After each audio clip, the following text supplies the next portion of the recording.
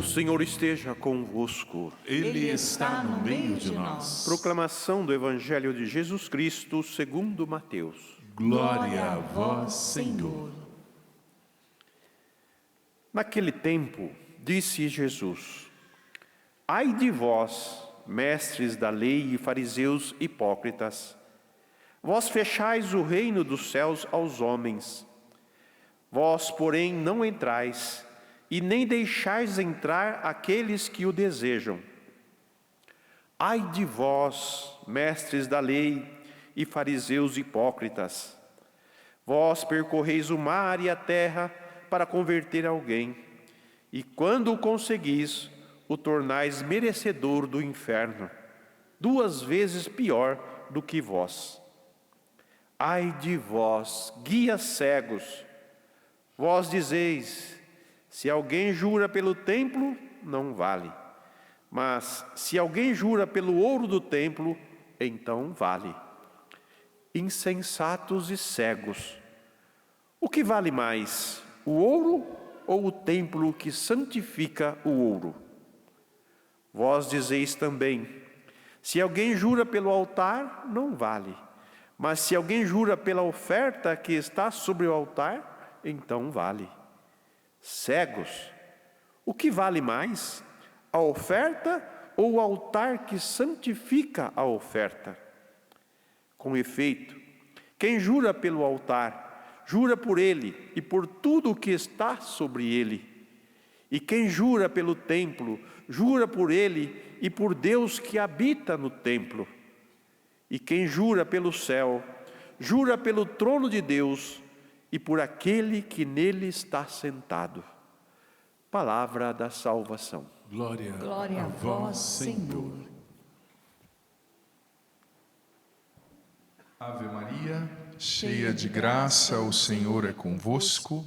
Bendita sois vós entre as mulheres, e bendito é o fruto do vosso ventre, Jesus. Santa Maria, Mãe de Deus, rogai por nós, pecadores, agora e na hora de nossa morte. Amém. Meus queridos irmãos e irmãs, você aqui nos acompanhando, você nos acompanhando em casa, essa liturgia é muito forte, veja bem, a liturgia da Missa das Famílias, na liturgia, nem sempre especificamente o padre vai falar um versículo de família ou uma realidade de família. Por quê? Porque a família é um conglomerado no qual estamos todos nós, é um lugar no qual todos nos relacionamos mutuamente.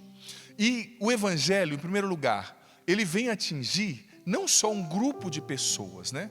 Jesus não pregou o Evangelho como um sindicalista, por aquela classe, para proteger os direitos daquela classe. Não, não. Jesus pregou o Evangelho para purificar o coração de cada ser humano. Porque uma vez que o coração de cada um de nós é purificado, é melhorado, nós absorvemos sabedoria, nós absorvemos traquejo para lidar com as pessoas, nós absorvemos paciência, nós incorporamos, né, na estrutura do nosso temperamento, da nossa concepção da vida, à medida que nós incorporamos as virtudes de Deus, os atributos de Deus, né, nós vamos ser melhores pais, nós vamos ser melhores filhos, melhores esposos, melhores esposas, vamos viver melhor em família. Então, o Evangelho de hoje, aparentemente, ele não está falando de família, mas ele está falando indiretamente, por quê? Porque ele está fazendo com que nós possamos olhar para dentro de nós mesmos, né? A palavra de Deus, gente, eu dizia ontem e repito hoje, ontem no acampamento A Libertação da Mente Ansiosa, ela é sempre um espelho que reflete a nossa verdade, que reflete aquilo que está dentro da gente, né? E a palavra de Deus, muitas vezes ela nos coloca em crise, uma santa crise, né? Porque ela questiona as nossas crenças, ela questiona os nossos valores, ela questiona muitas vezes a nossa educação, aquilo que você aprendeu na sua família que era certo fazer assim, que você viu sua mãe fazendo. Quando você ouve a palavra de Jesus, muitas vezes você percebe que até aquilo que os seus familiares te ensinaram está em contrassenso, está em desacordo com a palavra de Deus. E como Jesus disse, quem ama o pai ou a mãe mais do que a mim não é digno de mim. Muitas vezes você tem que abrir mão da sua própria cultura, dos seus valores de criação para seguir o Evangelho, para se amoldar ao Evangelho. Por quê? Porque a palavra de Jesus, presta atenção, você aqui, você em casa, ela sempre vai corrigindo a nossa rota. corrigindo a nossa rota. Eu vou fazer uma pergunta para você. Talvez você seja de uma cidade menor, né? Tem pessoas aqui de cidades pequenas, mas você talvez já tenha dirigido numa cidade grande. Quem aqui já dirigiu numa cidade grande, tipo Rio de Janeiro, São Paulo? Levanta a mão. Poucas pessoas, né? Nem aqui na Assembleia, nem todo mundo. Tem o pessoal do Rio aqui. Mas quando você dirige numa cidade grande, mas você vai entender a analogia. Gente, bendito GPS que inventaram para guiar a gente numa cidade grande. É ou não é verdade quem dirige? Não é? Meu Deus, meu pai morou em São Paulo. Nós somos do Paraná, mas meu pai morou uma época em São Paulo, veio trabalhar, né? Quando nós éramos crianças, etc. E o meu pai, na década de 70, nos anos 75 por aí, ele dirigia em São Paulo inteiro sem GPS.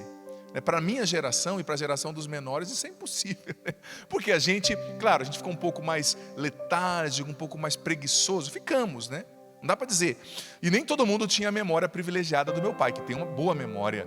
Mas, quando você está dirigindo numa cidade grande, você vê o quanto que é necessário o GPS. Por quê? Porque às vezes tem 8 caminhos para você chegar naquele bairro. Só que só o GPS, né? Quem está lá em cima voando no GPS e olhando lá para nós, não sei como é que chama o rapaz que fica lá, ele que sabe qual é o caminho melhor e vai te dizer.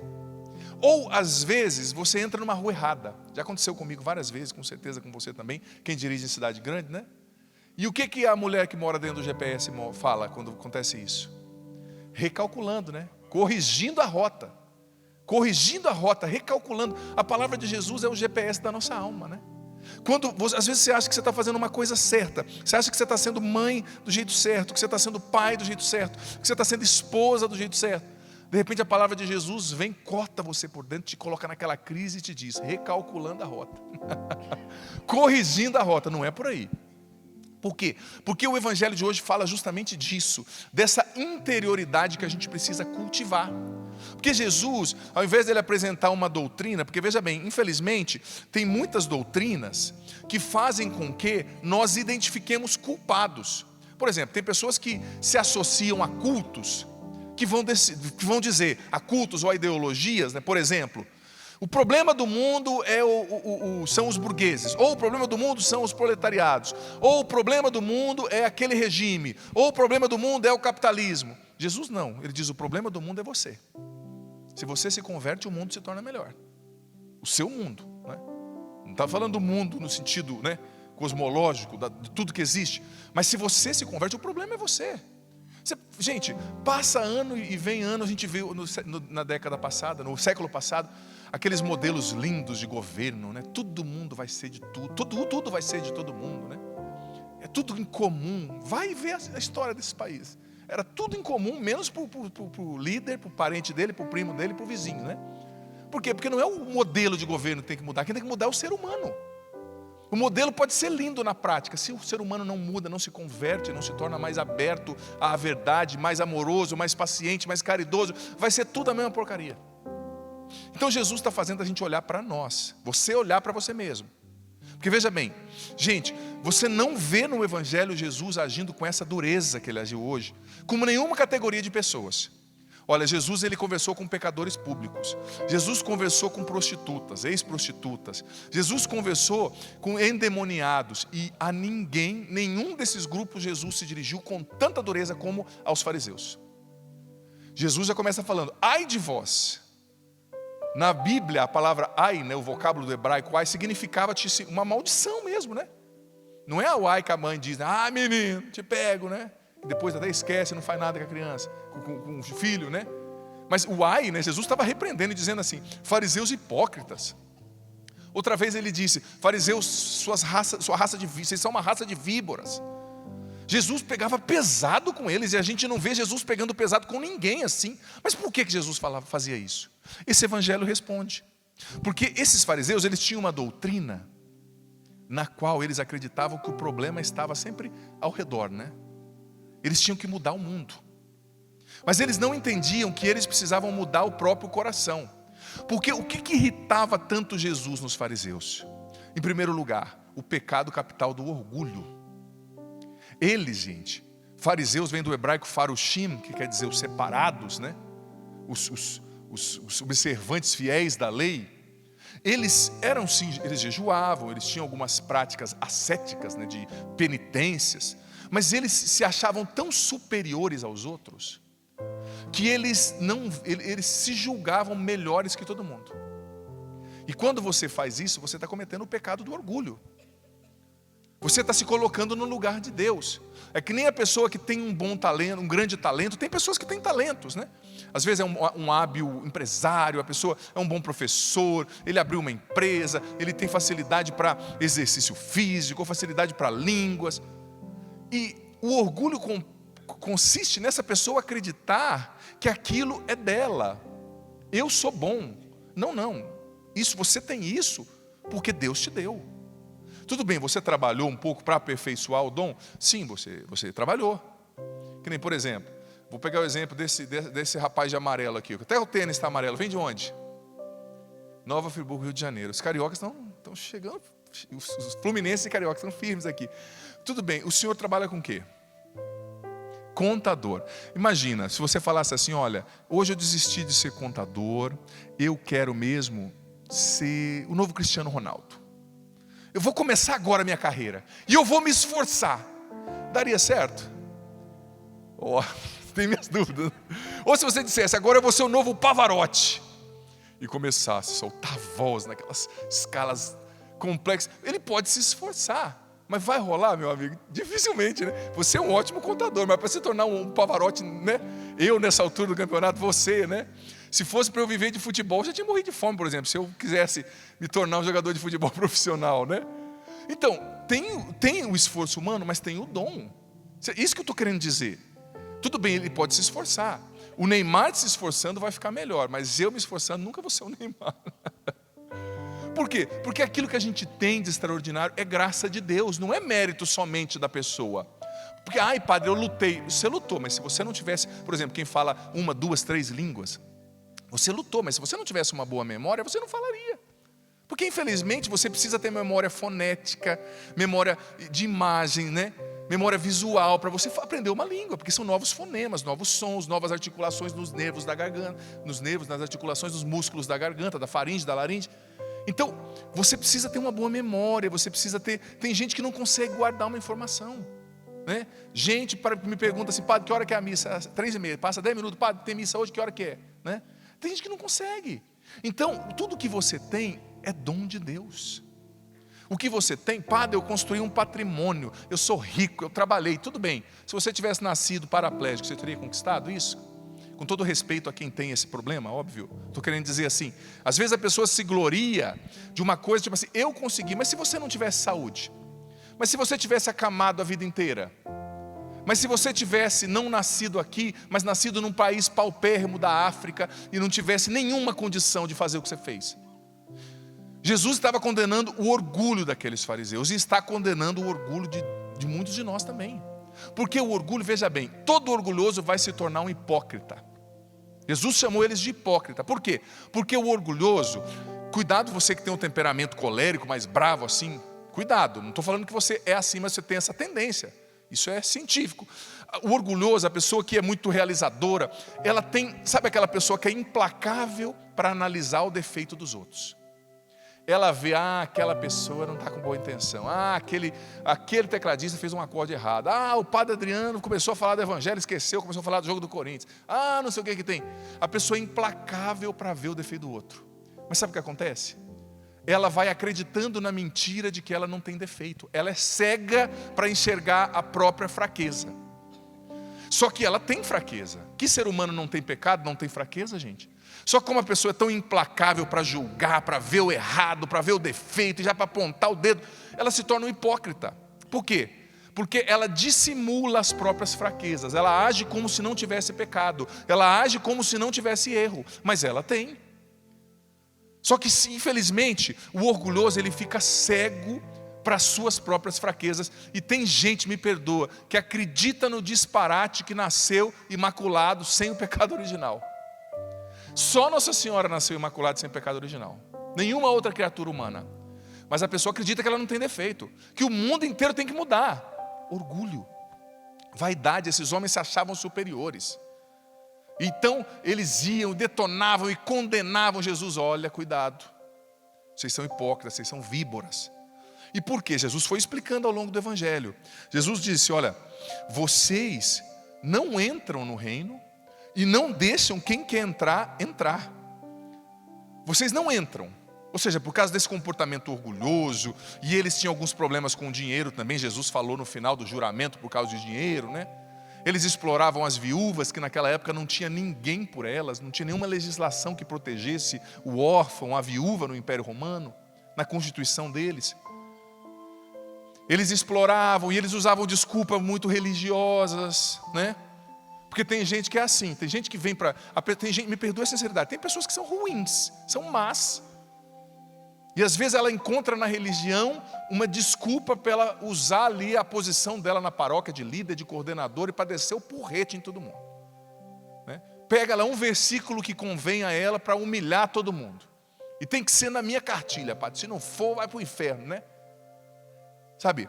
E Jesus está dizendo, cuidado, vocês não estão entrando no reino, estão usando a religião errado, usando a religião, o que já é errado, e não estão deixando as pessoas que querem entrar, entrar.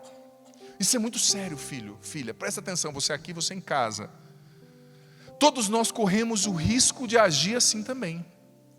A gente muitas vezes não entra, não vive a fé, não vive a conversão e acaba punindo, oprimindo quem quer viver. É isso que Jesus está dizendo, seus hipócritas, vocês se acham o máximo, estão caminhando para o inferno, então não deixam quem quer ir para o céu caminhar. Vou dar um exemplo básico, por exemplo, tem pessoas que estão vivendo algo necessário, estão rezando o rosário, estão fazendo um jejum, estão vindo a canção nova lá de... antes do Rio Pardo, o que vem mesmo? Como é que é o nome antes do Rio Pardo, o que é a cidade? São José do Rio Pardo, eu ia falar Santa Cruz. Veio lá de São José do Rio Pardo, veio a canção nova. A pessoa está fazendo uma coisa que é importante para ela. Aí vai lá um que está há 20 anos na igreja. Ou até o padre, pode ser o padre. E diz assim, você não precisa de tudo isso. Por que você está rezando o rosário? O infeliz, às vezes, para não dizer outra coisa, o líder religioso, o padre, eu me coloco no lugar, que eu estou falando para mim também, como sacerdote, ou a pessoa de caminhada, ela não reza o rosário. Aí quer pegar no pé do outro que está rezando. Ela não lê a Bíblia e quer pegar no pé do outro que está lendo a Bíblia. Gente, se você não está vivendo, em primeiro lugar, você tem que se converter e viver, rezar mais, buscar mais a Deus. Mas não impeça quem está rezando de rezar. Talvez você não gosta de um tipo de pregação, você não gosta de um tipo de espiritualidade, você não gosta de um tipo de pregador, tem disso, né? Tem pessoas que você olha para a pessoa e fala assim, a pessoa fala, por que você não gosta de mim? O que eu fiz? Você fala, respirou, né? O jeito da pessoa já não bate, né? É não é verdade? Todos nós temos essas simpatias e antipatias. Precisamos, claro, superar, melhorar nisso, mas as temos. Só que às vezes você não gosta daquele pregador, você não gosta daquele método, mas Deus está salvando aquela pessoa através daquele método, daquele jeito, daquela forma. Então, quem é você e eu para dizer que a pessoa não deve viver? Ou seja, se nós não entramos por aquele caminho, deixemos que as pessoas que querem entrar, entrem. Sabe? É isso que Jesus está condenando. Eles não viviam e não queriam deixar as pessoas viverem. Eu lembro uma vez quando eu era padre recém-ordenado, eu vou ser sincero, eu já me adaptei melhor com relação a isso. Mas quando eu era padre novo, eu tinha muita dificuldade de estar numa pregação no qual o pregador gritava muito, sabe? Não gostava. Eu acho que o jeito que nós fomos criados, na minha época, hoje o Sul todo mudou muito, né? Mas na minha época era mais conservador, era uma coisa mais interiorizada. E eu tinha chegou um tempo que eu estava pegando uma birra. Eu era padre recém-ordenado. Eu lembro um dia que eu estava atendendo uma confissão, eu não lembro bem o contexto, né? Depois da confissão eu estava conversando com a pessoa, e a mulher, eu não lembro bem o contexto, eu vou trazer o que eu lembro, né? E a mulher tinha trazido o marido, pensa no marido da pá virada, né? Aquele marido, nossa, bebia todas, brigou com a sogra, né? Não ajudava a mãe em casa, e outras coisas mais que não vem ao caso. E ele tinha vindo na Canção Nova uma vez antes, e tinha feito uma experiência com Deus, e tinha mudado de vida, e voltou a segunda vez. E sabe o que esse homem me falou?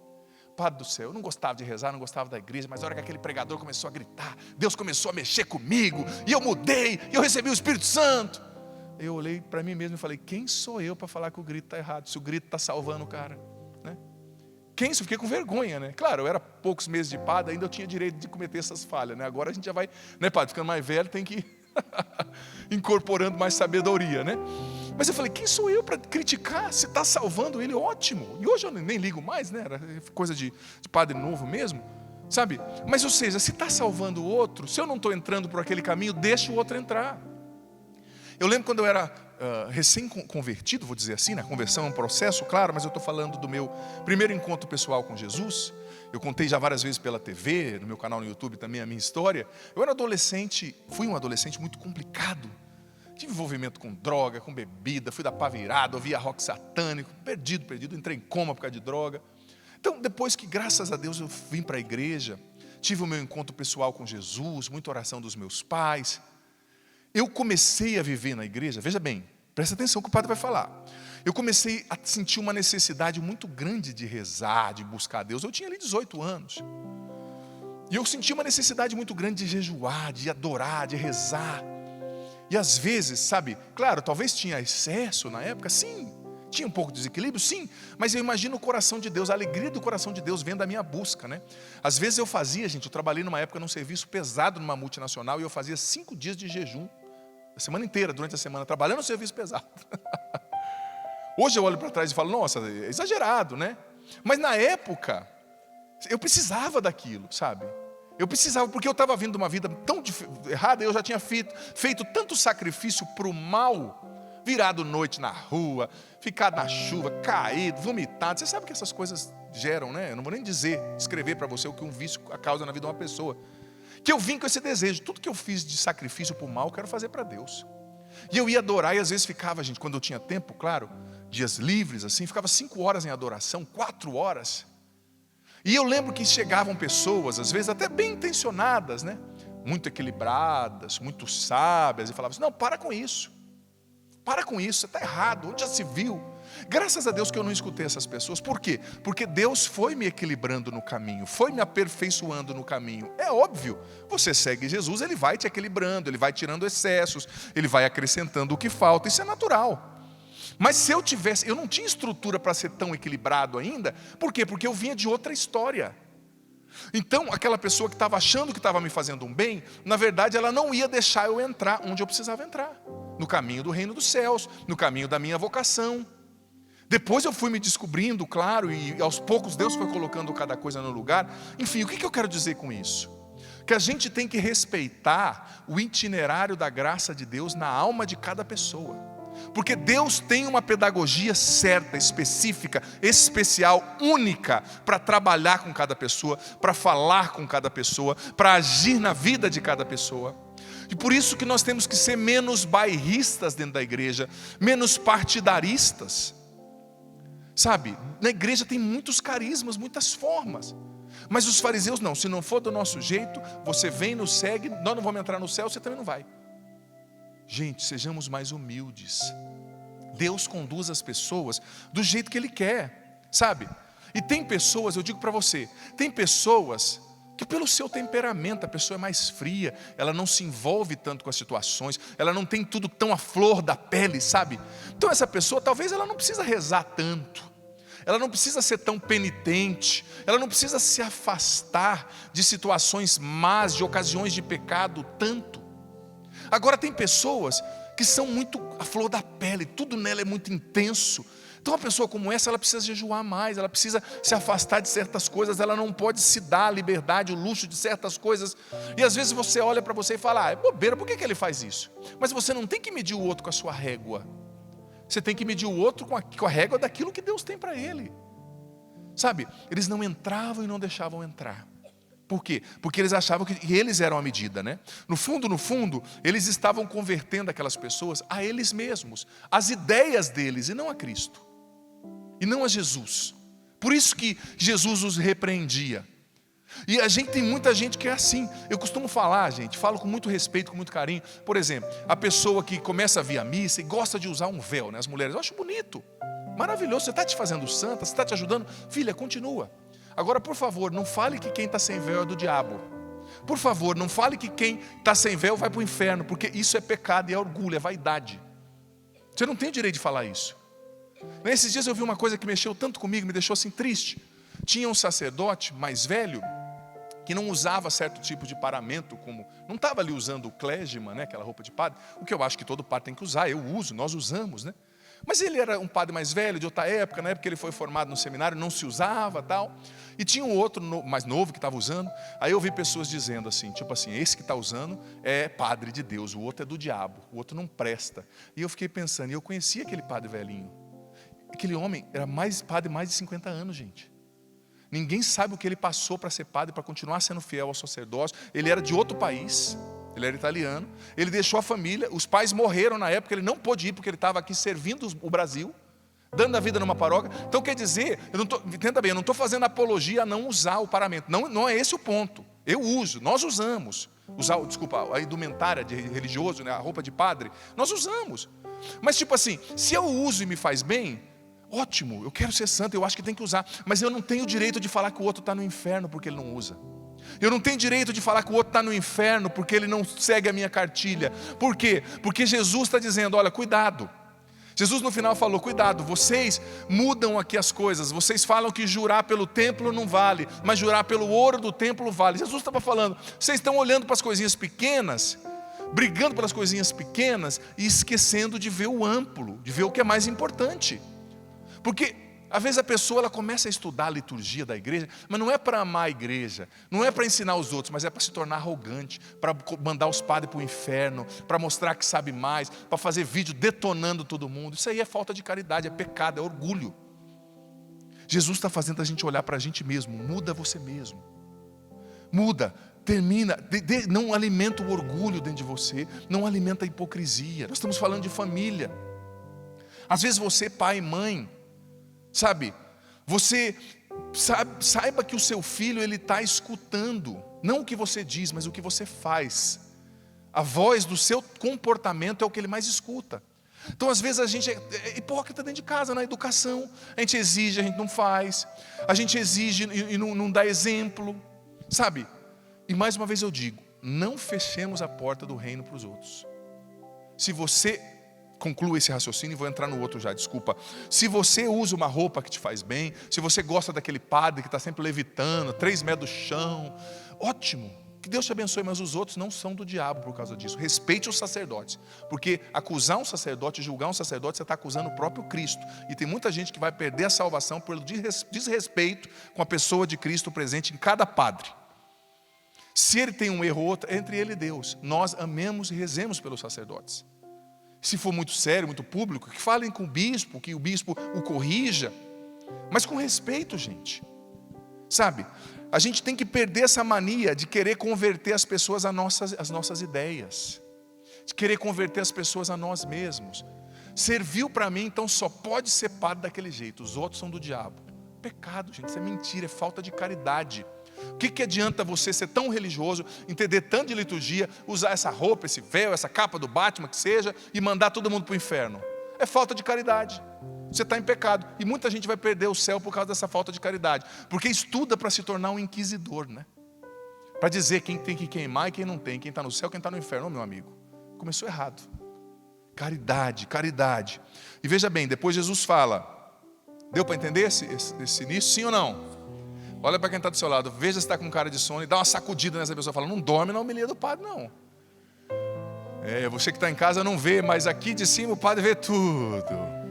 Tem gente que é só assim, eu concordo, que nem eu bebo, eu concordo. De olhinho não vai dormir. Eu sei, não é fácil, gente. 3:30 da tarde, esse friozinho, né? E tem gente que comeu feijoada ainda hoje, não, aí é nocaute, né? Quando eu como feijoada e está frio assim, até atendendo confissão, um dia eu estava na confissão, eu dei uma pescada, eu acordei, o que você falou mesmo? Acontece, né, Padre João? Acontece com todos nós. Mas enfim, outra coisa que Jesus falou, que é bem interessante que a gente tem que ter em mente, é o seguinte, Jesus disse, ai de vós guias cegos. Eu acho que essa é uma acusação muito séria da parte de Jesus, né? O que é um guia cego? Imagina se eu sou um guia cego, se eu sou cego, dizendo assim, vem aqui comigo. Opa, o que vai acontecer? Eu vou cair, né? Imagina coisa mais linda, um cara aqui de 1,95 m esborrachando no chão. Uns vão rir, outros vão acudir, outros vão filmar, né? Mas se eu sou cego, eu não consigo te guiar. Jesus está falando, ai de vós guias cegos. Ele está falando para os fariseus: vocês guiam sim, vocês movem céu e terra, mas vocês são cegos. Como é que você vai guiar alguém se você é cego? Por isso que o padre está falando, a nossa maior conversão não tem que ser a ideologias, a ideias, a pessoas, tem que ser a Jesus e ao Evangelho. Tem pessoas que se especializam em assuntos complexos da teologia. Você pergunta: você já leu o Evangelho inteiro? Não. Leia o Evangelho, entenda Jesus, converta-se à pessoa de Jesus, sabe? Guia cegos. Eu gosto tanto daquele provérbio chinês que diz o seguinte, você já deve ter ouvido: antes de falar, escute; antes de ensinar, aprenda; antes de fazer, observe. Sabe? Só que as pessoas hoje, muitas vezes é o contrário, né? Eu falo antes de escutar, eu faço antes de observar, eu ensino antes de aprender. Porque hoje é muito fácil, né? A gente está com o celular, qualquer um com o celular hoje vira um mestre, né? A pessoa, esse dia eu estava vendo uma pessoa assim, com um canal de culinária, né? Mas cozinhar a pessoa sabia, eu conhecia a esposa do bendito, né? Aí a mulher não mente, né? Contou tudo para mim. Mas todo mundo vira um mestre com o celular e começa um canal, né? Com todo respeito à liberdade de expressão, mas liberdade de expressão não quer dizer que todo mundo sabe tudo e pode falar de tudo, né? Mas enfim, Jesus está dizendo: olha, sobretudo você que quer guiar alguém, que precisa guiar, né? Você que é pai e mãe, você não quer guiar, você precisa, caiu no seu braço aí. Tem uma criança, tem um neto, tem um filho. E olha, eu estou vendo que tem pessoas aqui mais maduras, né? Estou falando maduras, tá, gente? Não estou falando assim de mais idade, né? Mas você que é mãe e pai, tem gente que fala assim: ai, pai, já criei os meus filhos. Ó, deixa eu te dar uma notícia, talvez não é muito prazerosa não, mas ofício de pai e mãe não acaba nunca. É só quando você descer no caixão. Você vai ser pai e mãe sempre. Seu filho pode ter casado, pode ter 50, 60 anos. Ele precisa de você, ele precisa que você corrija, ele precisa que você fale, ele precisa que você acompanhe, que você veja o que ele está fazendo, ele precisa que você esteja junto. Claro, um filho de 50 anos, você não vai tratar como você trataria um filho de 15. O filho adolescente, você tem que puxar a orelha, você tem que cobrar que ele arrume a cama. Não é? Estou vendo um adolescente ali. Mas o adulto não, mas ele vai precisar de você. A função de pai e mãe não acaba nunca. Nunca. Então você sempre vai estar guiando. Só que você e eu não podemos ser guias cegos. Ai, padre, quer dizer então que eu tenho que fazer uma faculdade de teologia para falar de Deus para meus filhos? Não, não é isso. Mas o mínimo você precisa se esforçar para conhecer. Eu dizia no acampamento para as famílias que eu preguei aqui há 3 semanas atrás, que o primeiro catequista é o pai e a mãe. Você precisa ensinar quem é Deus. Esses dias eu conheci uma criança, linda menininha, com o nome bíblico, né, o nome da Bíblia tal. Eu falei assim: você sabia que o seu nome é de pessoa tal da Bíblia? Ela falou para mim: não. A mãe estava do lado, né? A mãe ficou meio vermelha. Eu falei: católica, meia tigela, meia roda, né? Se fosse da minha paróquia, já dava uma benção com a mão fechada na testa dela, né? Ué, mas o catequista tem que ser o pai e a mãe. Ai, meu filho não sabe de Jesus, não sabe porque o senhor não ensinou. Ai, padre, eu não sei. Minha filha, leia a Bíblia. 5 minutos por dia, 10 que você lê a Bíblia, em 1 ano ou em 6 meses você já vai estar perita de falar as historinhas que você sabe. A Bíblia é simples, são parábolas, gente, são histórias. O pai e a mãe têm que aprender sobre Deus para ensinar. E sobretudo quando chega na adolescência, né, esses adolescentes fazem umas perguntas para a gente, viu? Nem padre escapa, viu? Não é só vocês, não. Umas perguntas cabeludas que você fala assim: Jesus.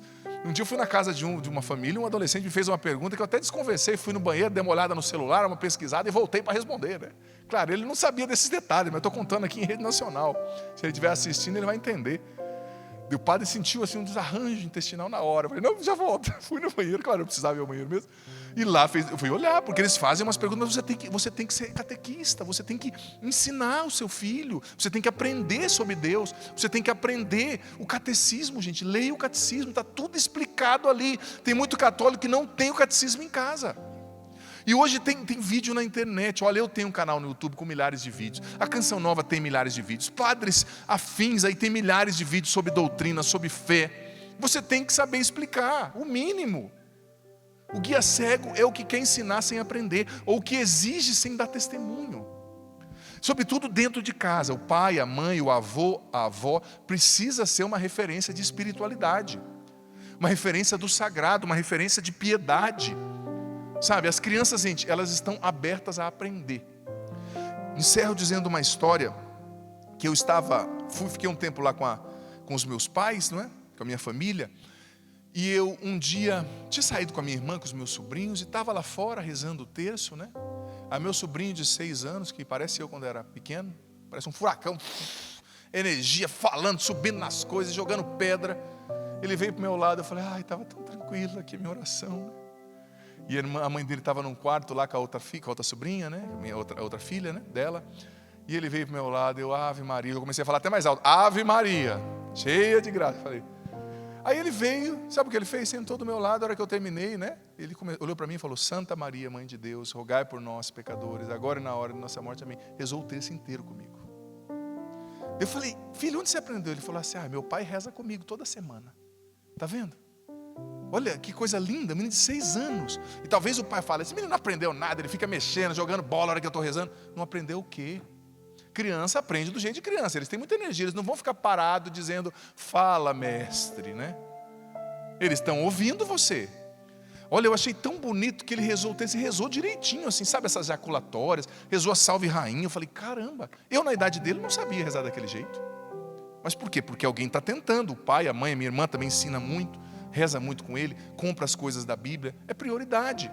Às vezes o pai e a mãe trabalham para deixar um patrimônio, mas você não tem que deixar só o patrimônio material, você tem que deixar o legado espiritual. Porque eu digo para você, eu já disse isso aqui e repito, quando você deixa só uma herança, sem valores e sem fé, o dia que você morrer, os seus filhos começam a brigar por causa da herança e nunca mais se fala, como acontece muito por aí. Agora, se você deixa um patrimônio, mas com valores, com fé, com o ensino da caridade, do evangelho, eles vão viver juntos e vão fazer render o que você deixou, não só materialmente, mas também os valores, a paciência, enfim, os valores do evangelho. Amém? Olha para quem está do seu lado, está acordado ainda? Diga para essa pessoa, o que Jesus falou é lindo, fala para essa pessoa. É só viver, diga para essa pessoa. Não é fácil não. Você viu que a palavra de Deus mexe com a gente, chacoalha? Sim ou não? Comigo também, viu? Tem gente que fala assim, nossa, esses padres são tão duros. É porque antes de eu falar para você, essa palavra já me virou de ponta cabeça. Jesus já me deu umas chapuletadas, eu já entendi. Falei, agora é minha vez de transmitir. Vamos ficar em pé, gente? Vamos cantar um pouco? O Rubens e a Tânia com certeza prepararam uma canção bonita para nos ajudar a rezar, para nos ajudar a cantar. Eu quero convidar você. Aqui na Canção Nova nós gostamos muito de rezar, é a nossa espiritualidade, né? De levantar os braços, de cantar, de bater palma, e nós não somos do diabo por causa disso, e quem não faz assim também não é do diabo, né? Mas assim, aqui a gente vive, continuando a reflexão do evangelho, né? da homilia de hoje, você está entendendo, dentro do contexto. Aqui a gente reza assim, se você quiser rezar assim também, fica à vontade, né? Eu gosto do Antigo Testamento, você vê, os judeus, né? Eles rezavam expressando, levantando os braços, eles fazem aqueles gestos, porque eles entendiam que o corpo também reza, eu acho bonito. Então você é convidado, se você quiser e puder.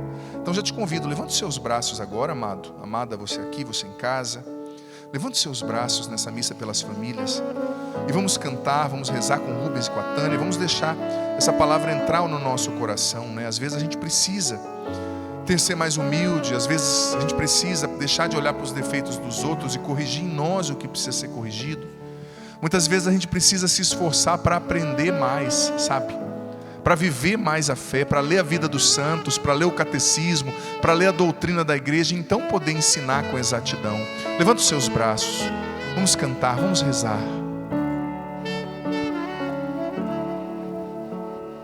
Hoje o céu se abre para derramar sobre os corações, cante sobre os corações toda a graça do Pai. Toda a graça do Pai. Eu também quero me derramar, solta a voz. Eu também quero me derramar De todo o meu coração, de todo o meu coração, nos braços do Pai.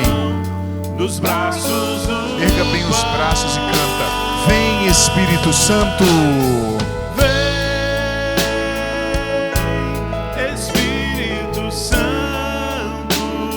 Teu poder, com teu poder, tocar meu ser, fluir em mim, cante.